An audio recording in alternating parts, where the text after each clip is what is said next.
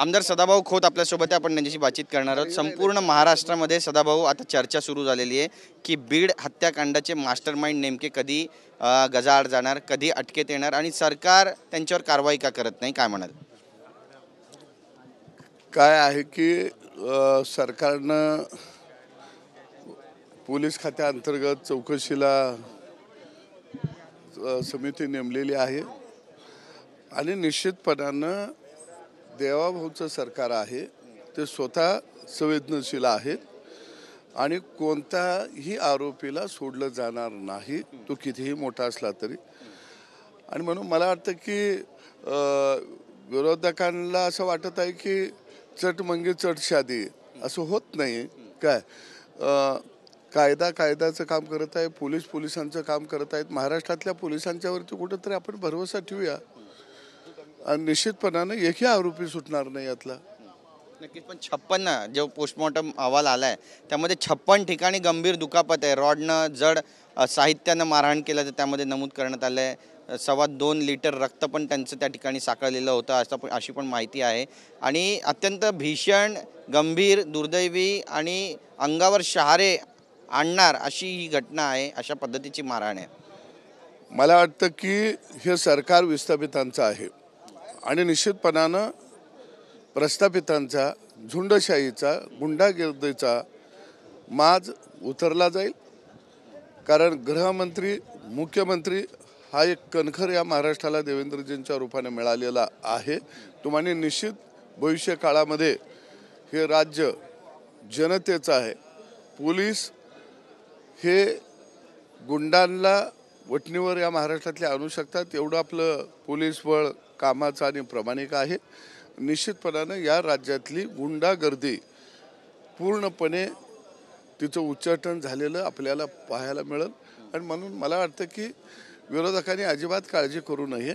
काय भले ते कोणी असले, कितीही मोठे असले तरीसुद्धा ते पुराव्यानिशी जर त्या प्रकरणामध्ये जे जे लोक सापडतील ते सगळे गजाआड झालेले आपल्याला दिसतील. म्हणतायत की रमण राघव आहेत वाल्मिक कराड बीडचे. नाही, जितेंद्र आव्हाड यांनी स्वतः आत्मपरीक्षण करावं. काय आपण आपल्या घरामध्ये बोलवून लोकांना पट्ट्यानं फोडून काढता, त्यांच्या अंगावर नाचता काय आणि अंग सुजस तोपर्यंत जीव घेणे खेळ करता आणि तुम्ही मस्तपैकी हसत राहता. काय हे बोलावं कुणी? काचेच्या घरात राहणाऱ्यानं बोलावं. आपली कारकीर्द तपासा. आणि म्हणून निश्चितपणानं त्यावेळी खरं म्हणलं तर जितेंद्र आव्हाडांनी राजीनामा द्यायला पाहिजे होता. त्यावेळी ते का गप्प बसले? म्हणजे तुम्हाला काही लायसन दिलीत का मारायची? म्हणजे जितेंद्र आव्हाडसुद्धा त्यांच्याच भावकीतले आहेत. काय आणि म्हणून त्यांना आता वाईट का वाटायला लागलंय की माझ्या भावकीतली माणसं माझ्यापेक्षा क्रूर का झाली, यामुळं त्यांना वाईट वाटायला लागलं. दुसरं कारण काय? नक्कीच. पण आता शरद पवार सुद्धा मसाजोग गावाला जाणार आहेत आणि त्या ठिकाणी देशमुख कुटुंबियांची भेट घेणार आहेत. आणखी जास्त राजकीय वातावरण तापेल असं तुम्हाला वाटतंय? नाही, पवार साहेबांनी खरोखर जाणं गरजेचं आहे. कारण संवेदनशीलता कधीतरी माणसाला येत असते. उतारत्या वयामध्ये त्यांना संवेदनशीलता आलेली आहे. या महाराष्ट्रामध्ये शेतकऱ्यांना गोळ्या घालून मारलं, ऊस आंदोलनातल्या लोकांना गोळ्या घालून मारलं, मावळला गोळ्या घालून तिथं एक माईमाऊलीला सुद्धा मारलं गेलं. पवार साहेबांची त्यावेळी संवेदनशीलता गेलेली होती. आज जागे झाले. बरं वाटलं मला की ते संवेदनशील आहेत. पण सरकार कधी जाणार मग असा प्रश्न आहे. सरकारचं काम करत आहे. काय तिथं जाऊन त्या गोष्टीला गोंजरण्यापेक्षा त्यामध्ये जे कोण गुन्हेगार आहेत त्यांना शोधून काढून त्यांना आत घालणं. देवेंद्र फडणवीसांचं एक महत्त्वाचं वक्तव्य होतं की आकांपर्यंत पोहोचणार. या प्रकरणामध्ये सरकार गंभीर आहे, त्यामुळे अपेक्षा वाढलेल्या आहेत की न्याय मिळेल देशमुख कुटुंबियांना. निश्चितपणानं हे देवाभाऊचं सरकार आहे आणि इथून पुढच्या काळात राजकारणाचं ज्यांनी गुन्हेगारीकरण केलं असेल काय ते सगळं मुळात सकट उपटलं जाईल. हे आता हळूहळू आपल्याला दिसेल. बरं, राजकीय प्रश्न तुम्हाला विचारायचा याच निमित्तानं की काल देवेंद्र फडणवीस भाषणात म्हणाले की एक दिवस अजित पवार सुद्धा मुख्यमंत्री होतील. या विधानाकडे कसं पाहता? हा एवढा देवाभाऊ नावाचं हे व्यक्तिमत्व एवढं मोठ्या मनाचं आहे अरे 100पेक्षा जास्त आमदार असताना सुद्धा एकनाथ शिंदे साहेबांच्या नावाची घोषणा केली, कारण ते त्या नेतृत्वाकडं राज्याला पुढं घेऊन जाण्याचं व्हिजन आहे, सत्ता गिळण्याचं व्हिजन नाही. आणि म्हणून महाविकास आघाडीमधले काँग्रेस राष्ट्रवादी जे असतील पवारसाहेब गटाचे, हे सगळे सत्ता गिळणारे लोक आहेत.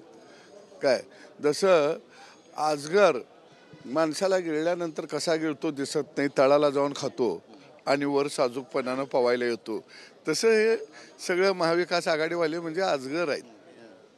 नक्कीच एक महत्त्वाचा विषय तुम्हाला विचारायचा आहे की शशिकांत शिंदेनंतर आता रोहित पवार आणि सलील देशमुख यांनी देखील अजितदादा पवारांची भेट घेतली. राजकीय वर्तुळामध्ये बऱ्याच चर्चा रंगत आहे. काय त्यांचा पक्ष आहे, कुणी कुणाला भेटावं, कुठं जावावं, व्यक्ती स्वातंत्र्य आहे. काय आणि सरकार आल्यानंतर ही लोक भेटत असतात, बाहेरून कीर्तनातून तमाशा यांचा चाललेला असतो. महाराष्ट्राच्या जनतेला कळतं म्हणून ह्यांना फटका दिला. या एक शेवटचा प्रश्न आहे. मोहन भागवतांचं एक वक्तव्य आहे की राम मंदिर जे आहे ते हिंदूंच्या श्रद्धेमुळे तयार झालं, पण एखाद्या नेत्याला जर वाटत असेल की हिंदूंमध्ये नेता होता येतं असं केल्यानं तर तो त्यांचा गैरसमज आहे, अशा पद्धतीचं हे विधान आहे. टोला लगावलाय नरेंद्र मोदींना कुठेतरी? नाही, असं नाही आहे, कारण देशातल्या हिंदूंची श्रद्धा होती अयोध्याला राम मंदिर उभा राहावं, अनेक वर्षाची श्रद्धा होती आणि सगळा हिंदू पुढं आला. आणि आदरणीय नरेंद्र मोदी सुद्धा हिंदू आहेत आणि म्हणून तिथं ते भक्ती भावानं रामाच्या चरणी लीन होत असतात. त्यामुळं टोलाबिला असं काही नाही आहे, कारण हिंदूंचं रक्षण करणारं आणि सामाजिक चळवळ उभा करणारा राष्ट्रीय स्वयंसंघ आहे, म्हणून मला वाटतं त्याचा काही गैरअर्थ काढण्यात अर्थ नाही. नक्की धन्यवाद आमच्याशी बातचीत केल्याबद्दल. कॅमेरा पर्सन योगेश गुरवसा, गिरीश गायकवाड, TV9 मराठी, नागपूर.